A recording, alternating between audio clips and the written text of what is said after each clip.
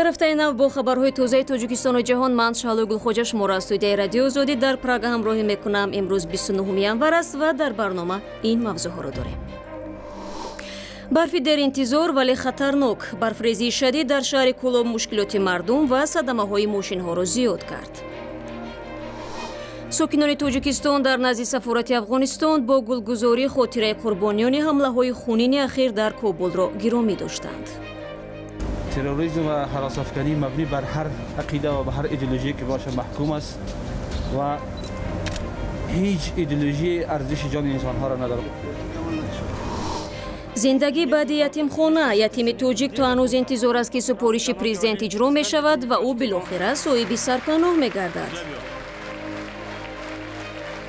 Президент обещал, что я помогу, так и я остался без жилья. номи ду шаҳрванди Тоҷикистон ки дар сӯхтори шаби 28 январ дар Красногорски Русия осеб диданд эълон шуд. идораи муҳоҷирати Тоҷикистон дар Русия мегӯяд инҳо Асадбек Чориеви 4 сола ва Парвина Рӯзи Маматоваи 24 сола ҳастанд. дар ин сӯхтор 4 тоҷики дигар низ фафтидааст ва масъалаи интиқоли ҷасадҳо ба кишвар дар ҳоли баррасист. ба навиштаи расонаҳои Русия сӯхтор дар манзиле сар зад ки дар он ҷо 9 шаҳрванди Тоҷикистон аз ҷумла 3 кӯдак иҷоранишин буданд. ҳоло дар робита ба ин ҳодиса парвандаи ҷиноӣ боз шудааст. баъд аз тақрибан 2 моҳ интизорӣ субҳи имрӯз сокинони Душанбеву дигар манотиқи Тоҷикистон шоҳиди барфрезии шадид шуданд. маркази обу ҳавошиносии кишвар низ мегӯяд то 1 феврал дар Тоҷикистон ҳавои сард ҳукмфармо хоҳад буд. дар баъзе минтақаҳо боридани яхбора низ аз эҳтимол дур нест. дар ин рӯзҳо ҳаракат дар масирҳои кишвар хусусан дар роҳҳои кӯҳӣ вағба мушкил хоҳад шуд. бинобар ин ба сокинон тавсия дода мешавад ки аз эҳтиёт кор бигиранд. зимнан барфи имрӯз аллакай таъсири худро дар кору зиндагии сокинони шаҳри Кӯлоб гузошт. بعد از گرمای غیرمعمولی در فصل زمستان بالاخره ساکنان شهر کولوب احساس کردند که فصل سرما فرا رسیده است. از دیروز در منطقه کولوب به ایست برف میبارد. الکی به آمد و رفت مردم مشکل ایجاد کرده است. ماشین ها به سبب تازه نکردن راههای شهر به صدمه دچار می شوند و راهگذران نیز هنگام عبور راه از احتیاط کار می گیرند. راه‌های یخبسته شهر ریگ پاشی نشدند. بنابراین هیچ کفالت بر راهگذران نیست. برای راننده ها ترمز هم در بعضی نکات شهر به کار نمی آید. یگانه راه حل از بحر ماشین گذشتن و به کار پیاده رفتن است. از راننده ها تقاضا می شود که با سرعت پست‌تر ماشین برانند. به نظر می رسد که این وضع به تیزی حل خود را پیدا نمی کند. بعضی تکنیکمون باشد حالا هم نورسولی تکنیک ها برای نگهداری زمستان در ما هست. شهرهای دوشنبه کولوب نیز ماشین ها دچار مانعه ها شده ساعت ها زیر برف می مانند.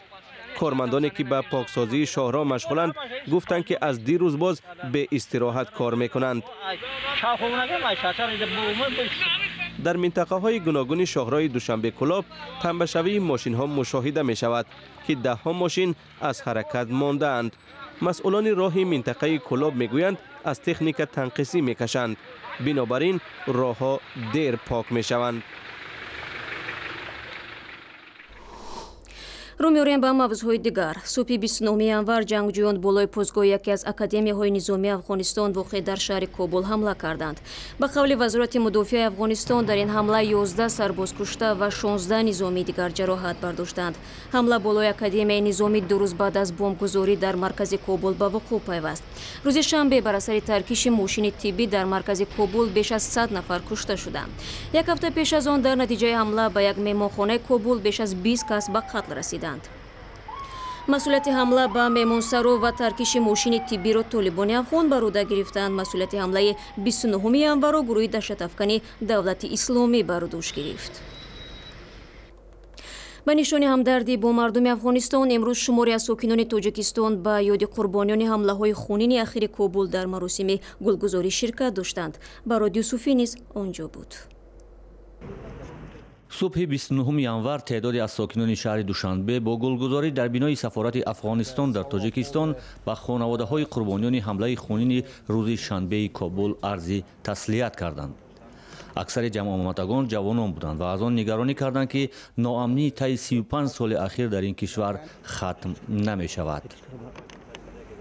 ما برینیم که ملت سربلند افغانستان و سرزمین شیر و ادب و فرهنگ پرور افغانستان لایق به این قدر خشونت، به این قدر دستخوشی و این جنگ های نیابتی نیست. ما محکوم میکنیم البته این حوادث و این گونه شیوه مبارزه را و ما برینیم که تروریسم و هراس افکنی مبنی بر هر عقیده و به هر ایدئولوژی که باشه محکوم است. залма юнусӣ сафири афғонистон дар душанбе ва кормандони сафорат ки ба истиқбол аз таъзияи сокинони душанбе баромада буданд ин иқдоми теъдоди аз сокинонро ҳамраии мардуми тоҷикистон аз мардуми афғонистон унвон карданд. ба қавли ҷаноби залма юнусӣ афғонистон дар хатти аввали мубориза бо терроризми ҷаҳонӣ қарор дорад ва дар ин робита қобили ҳамкорӣ аст. افغانستان از جهان دفاع دارد. اگر پای افغانستان بلغزه و یا خدای نخواسته غالب شود که هیچگاه نخواهد شد، شما باور کنید که این کشورها بسیار با مشکل در مقابل از او جبهه مقاومت جلو خواهد کرد. سفیر افغانستان در دوشنبه گفت هرچند شیوه حملات و دهشت افکنی در افغانستان نو نیست، اما این شیوه دلیل ضعف گروه‌های تروریستی نظیر طالبان و دولت اسلامی است. نمیشه که مراجعات شهر بازرسی کرد و یا پلان های بسیار وسیع و بسیار زیاد را دارند، اما جلوگیری میشه. арзи таслияти сокинони душанбе дар назди сафорати афғонистон дар тоҷикистон аз ҳамлаи террористӣ пурқурбонии рӯзи шанбеи кобул дар ҳоле сурат мегирифт ки расонаҳо аз анҷоми як ҳамлаи дигари террористӣ дар як қисми низомии наздики академияи низомии афғонистон хабар доданд. та як ҳафтаи ахир ин савумин ҳамлаи пурқурбонии террористӣ дар пойтахти афғонистон аст. барномаро бо гузоришҳо аз тоҷикистон идома медиҳем. ҳамасола дар тоҷикистон садҳо хаткунандаҳои ятимхонаҳо дар нимарои ҳаёт қарор мегиранд. то ба ҳол масъулияти бо ҷои кор ва манзил таъмин кардани онҳо дар кишвар номушаххас боқӣ мемонад. мушкилоти аксарияти ятимон низ маҳз баъд аз расидан ба синни балоғат шурӯъ мешавад. онҳо на ҷое барои рафтан доранд ва на машғулияте барои даромад. ҳарчанд қонунгузорӣ давлатро барои ҳимояти ин қишр ӯҳдадор кардааст. ҳамкорони мо аз бахши настоящее время дар бораи тақдири яке аз чунин ҷавонони бепарастор қисса мекунанд. шамсиддин мирзоев дар ятимхона ба воя расидааст. ӯ баъди хатми мактаб интернат ва омӯзишгоҳ дар факултаи физикаи донишгоҳи миллии тоҷикистон таҳсил кард. аммо мирзоев мегӯяд соҳиби маълумот ва тахассус будан ҳанӯз барои пайдо кардани ҷои кор кафолат намедиҳад. вақте ман дар синфи ҳаштум будам фаҳмидам ки модар дорам, аммо ӯ бемории рӯҳӣ дорад. доим дар беморхона аст. шамсиддин мегӯяд дар ятимхона ӯ рахти хоб ва ҳангоми таҳсил дар донишгоҳ соҳиби утоқ буд, вале соли гузашта шамсиддинро аз хобгоҳ берун карданд. зиндагиашро аз ҳисоби пасандозӣ пеш мебарад ки дар канори таҳсил кор карда ва ҷамъ оварда буд. агар ман ягон утоқ ва сабти ҷои зист медоштам, ба осонӣ ҷои кор пайдо мекардам. сабти ҷои зист манзили зист надорам. ҳанӯз дар соли 2010 ҳангоми ифтитоҳи бинои нави муассисаи таълимӣ бо иштироки президенти тоҷикистон эмомалӣ раҳмон, шамсиддин мирзоев аз президенти кишвар кӯмак хост. аммо давраи таҳсил поён ёфт, вале ин ҷавон аз мақомот хона дарёфт накард. ҳамасола садҳо нафар бинобар расидан ба синни балоғат ва хатми таҳсил аз ятимхонаҳои тоҷикистон берун мешаванд. аммо аксари онҳо аз хонаи истиқоматӣ ки тибқи қонун барояшон пешбинӣ шудааст бебаҳра мемонанд. дар пайдо кардани ҷои кор низ мақомдорон ба онҳо кӯмак намекунанд. посухи саҳеҳ надоданд. ин масъала аз тарафи гурӯҳи корӣ ва мақомоти иҷроия баррасӣ мешавад. муҳлати омӯзиш мушаххас нест. дар тоҷикистон барои онҳое ки сабти иқомат надоранд, пайдо кардани ҷои кор тақрибан ғайриимкон аст. ин афрод барои раҳоӣ аз гуруснагӣ ночор ба корҳои вазнин ва камдаромад машғул мешаванд. нигоҳ меандозем ба узбекистон. дар узбекистон вазири собиқи корҳои дохилии ин кишвар дастгир шудааст. боздошти Атҳам Абдуллоев баъд аз зуҳри 26 январ дар хонааш дар шаҳри Тошкан сурат гирифт.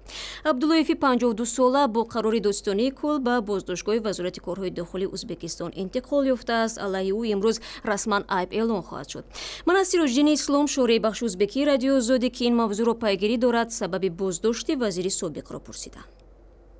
روز جمعه پس از ظهر وزیر داخلی سابق کشور اتم احمدبایف از خانه خودش در مرکز تاشکند از طرف کارمندای گارد ملی، وزارت داخلی کشور، همچنان داستانی کل به دستش زبانه زده ربوده شده است و الان در بینای بازپرسی وزارت داخلی کشور که 1 سال قبل خود او وزیر بود بازپرسی می شود. سببش چی است؟ چگونه شرح میدین؟ برای چی بازداشت شده است؟ بازداشت شدن سببش معلوم نیست، ولی 1 ماه قبل در برآمد خودش حضور 2 پارلمان، مجلس نمایندگان و مجلس عالی کشور، شوکت میرزیویف خیلی از کارمندای امور داخله، امنیت و داستانی کل انتقادی شدید کرد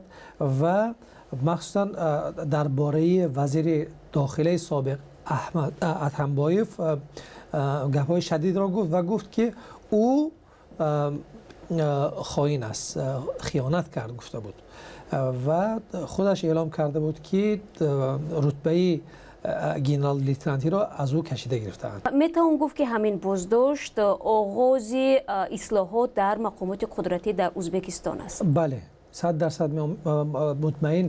من مطمئن هستم که شوکت میرزیویف واقعا میخواهد آغاز کرده است این اصلاحات را، چون نقض حقوق بشر در تمام ساحه‌های کشور، علل خصوص در دادستانی کل، در امنیت و وزارت داخله خیلی پهن یافته بود و شوکت میرزیویف میخواهد به نظر من یک نظام درست را تأسیس کند، احیا کند و میخواهد یک قانون برآورد که تمام کار وزارت کارهای داخله، کمیته امنیت، همچنان داستان کل را نظارت کند.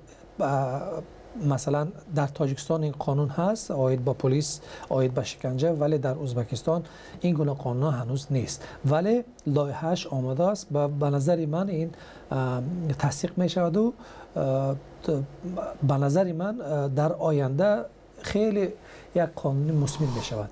برمیگردیم به تاجیکستان. در تاجیکستان مردم زیادی هست که بجز از پدر و مادر و بابا و بیبی در مورد نسل‌های گذشته خود چیزی حتی نشنیدند، اما با سقوط دولت شوروی و بنیاد روابط تاجیکستان به جهان بیرون، توجه مردم عادی به شجره خانوادگیشان به مراتب بیشتر شده است. پژوهشگران تاجیک میگویند مردم برای فهمیدن نسبنامه خود شوقمند شدند.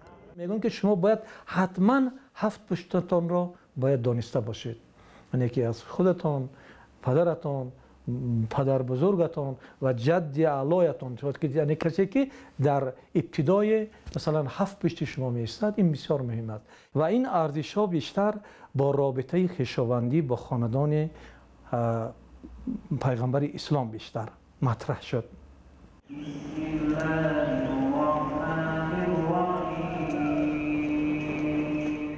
سعید و اشانها در جامعه تاجیک جایگاهی خاص دارند. آنها را از اولاد پیامبر اسلام محمد می‌دانند و به افکار مذهبی مردم تأثیر دارند. از این رو با پیوستن به شجره آنها شخص ایمیجی دیگر می‌سازد. یکی اینکه افتخار اجدادی است، دیگر اینکه موقع اجتماعی انسان است. در حدود تاجیکستان امروزه هنوز پیش از اسلام به خصوص اشرافزاده‌ها برای معین کردن شجره خود تلاش می‌ورزیدند. آنها می‌کوشیدند خود را به خانواده سلاطین منسوب کنند. سامانیان به خاطر آنکه به حکومت با وجود اینکه حکومت مستقل داشتند، به حکومت خودشون مشروعیت بخشند، ریشه خودشون را بردن به بهرام چوبینی ساسانی و لیث صفاری به خاطر آنکه نگویند که این حکومت را اشغال کرد یا به زور گرفت، نسب خودش را رساند به یزدگرد ساسانی. بعد اصطلاح عرب مردم آسیای مرکزی بیشتر می‌کوشیدند خود را از اولاد پیامبر معرفی کنند. اما صرف نظر از آن که شجره کی به کجا میرسد، مهمتر از همه انسان ماندن هر یک ما و تربیت خوب فرزندان است. با همین گفته‌ها برنامه امروز را پایان میبریم. برای دریافت اخباری از این هم بیشتر شما را به وبسایت رادیو آزادی دعوت میکنیم. تشکر که امروز نیز با ما بودید. فردا شما را در همین وقت انتظار هستیم. خدا نگهدان هر یک شما باشد.